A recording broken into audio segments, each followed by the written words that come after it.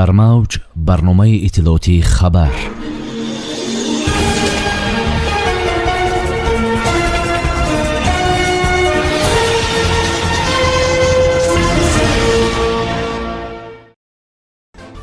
баъди 6 рӯзи музокирот тоҷикистону қирғизистон протоколи ҷадидро имзо карданд.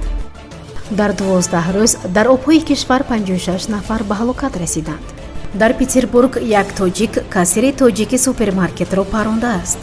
Силвио Берлускони даргузашт. гурӯҳҳои топографии тоҷикистон ва қирғизистон масъалаи муайян кардани минтақаҳои баҳсии сарҳади ҷумҳуриҳоро муҳокима карданд. дар ин бора дафтари матбуотии вазорати корҳои хориҷии тоҷикистон гузориш медиҳад. ба иттилои манбаъ мулоқоти гурӯҳҳои кории кишварҳо таи 6 рӯз дар шаҳри Душанбе баргузор гардид. дар асоси мувофиқаи ба даст омадаи тарафҳо санаҳои 5-11 июни соли ҷорӣ дар шаҳри Душанбе вохӯрии навбатии гурӯҳҳои кории топографии ҳайатҳои ҳукуматии ҷумҳурии Тоҷикистон ва ҷумҳурии Қирғизистон оид ба делимитатсия ва демаркатсияи сарҳади давлатӣ баргузор гардид, афзудааст манбаъ. вазорати корҳои хориҷӣ ҷузъиёти бештар аз машварати 6рӯзаи намояндагони тоҷику қирғизро ифшо накардааст. танҳо зикр намуд, ки вохӯрӣ дар фазои дӯстӣ ва ҳамдигарфаҳмӣ баргузор гардид. ҳамин тариқ мувофиқа шудааст, ки вохӯрии навбатии тарафҳо дар шаҳри Душанбе баргузор мегардад. бишкек ва Душанбе якдилона бар ин назаранд, ки масъалаи аломатгузории марз бояд ҳарчи зудтар ҳалли худро пайдо мекунад ва азм доранд соли равон онро анҷом диҳанд. бинобар иттилои кумитаи ҳолатҳои фавқулоддаи Тоҷикистон то санаи 12 июни соли равон дар обҳои кишвар 56 нафар ба ҳалокат расиданд, ки 33 нафари онҳо ноболиғон мебошанд. имдодгарони кумитаи ҳолатҳои фавқулодда ҷони 15 нафарро аз марг наҷот доданд. бояд гуфт, ки дар ҳамин давраи соли гузашта 84 нафар дар обҳои кишвар ба ҳалокат расиданд, ки 38 нафари онҳо бачаҳо ва наврасони то 16 сола буданд. кумитаи ҳолатҳои фавқулодда ба сокинон муроҷиат карда онҳоро ба риояи қоидаҳои обозиву шиноварӣ даъват менамояд. фарзандони худро шиноварӣ омӯзед ва чун дар соҳили обҳо қарор доред, онҳоро беназорат нагузоред.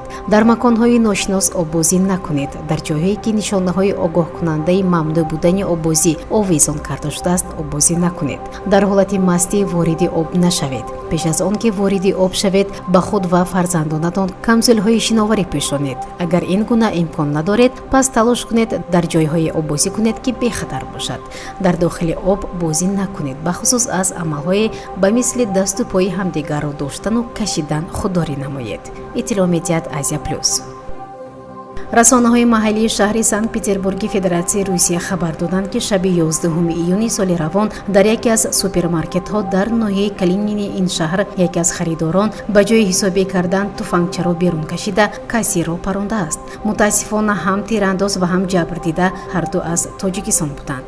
бинобар иттилои нашрияи Фонтанка дар бораи ин ҳамлаи мусаллаҳона ба супермаркети воқеъ дар кӯчаи Брянцев 11 шаби 11 июн тақрибан соатҳои 21 ба пулис ва юрии таъҷилӣ хабар доданд. дар суроғаи Брянцев 11 супермаркети шабакаи Семигагов ҷойгир шуда, худи ин кӯча дар канораҳои шимолу шарқии Петербург аст. кормандони пулис дар ҷои ҳодиса муайян карданд, ки дар касса шаби 11 июн шаҳрванди 28-солаи Тоҷикистон кор мекард ва ӯ ҳадафи ҳамлаи харидори ношинос қарор гирифтааст. байни кассир ва як харидор ҳангоми ҳисобӣ кардан баҳс бархостааст ва харидор ба ҷои пули харидаашро додан аз ҷайбаш туфангча яъне пистолетро бароварда барои кассир тирхолӣ кардааст. ҷабрдидаро бо захми боз дар рухсораш ба бемористон фиристоданд. баъди расонидани кӯмаки лозими тиббӣ, табибон вазъи ӯро мӯътадил арзёбӣ карда кассирро барои идомаи табобат ба хонааш фиристоданд. ӯ табобаташро дар шароити амбулаторӣ идома хоҳад дод. ба пулис муяссар шуд, ки аллакай баъди 3 соат нафари гумонбар дар ҳамла ба кассири супермаркетро дар ҳамон кӯчаи Брянцев дастгир кунанд. маълум мешавад, ки ӯ 23 сол дошта, зодаи Тоҷикистон яъне ҳамватани кассир будааст, вале ба фарқ аз ҷабрдида, ки тамоми асноди буду бошу кораш дар Русия қонунӣ буд, тирандоз бо қонунҳои муҳоҷирати Русия низ мушкил доштааст. ӯро ба шӯъбаи пулис оварда дар ҳоли ҳозир нисбат ба ӯ бо иттиҳоми майдавбошӣ протокол тартиб доданд. дар айни замон масъалаи ифтитоҳи парвандаи ҷиноятӣ ба зидди ин ҷавони тоҷик низ дар дасти баррасӣ қарор дорад. иттилоъ медиҳад ахбори Осиёи марказӣ. Силвио Берлускони нахуст вазири собиқи Италия дар синни 86 солагӣ даргузашт. Ӯ дар бемористони Сан Рафаэле Милан фавдид, ки дар он ҷо аз сабаби бад будани саломатӣ табобат мегирифт. муддатҳои охир ин бори аввал нест ки сиёсатмадор дар бемористон табобат ё муоина мегирифт. Берлускони 4 бор дар мақоми нахуст вазир кор кардааст, ки будани ӯ дар ин мақом дар ҷумҳурии Итолиё сабти рекордист. Берлускони дар моҳи январи соли 1994 аввалин ҳизби худ бо номи ба пеш Италияро таъсис дод ва инчунин сиёсатмадор аввалин миллиардерест, ки ҳукумати як давлати Аврупоро сарварӣ мекард.